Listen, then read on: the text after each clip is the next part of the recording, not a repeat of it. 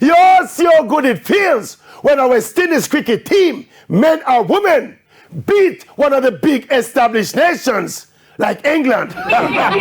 Literally knocking them out of the T20 World Cup.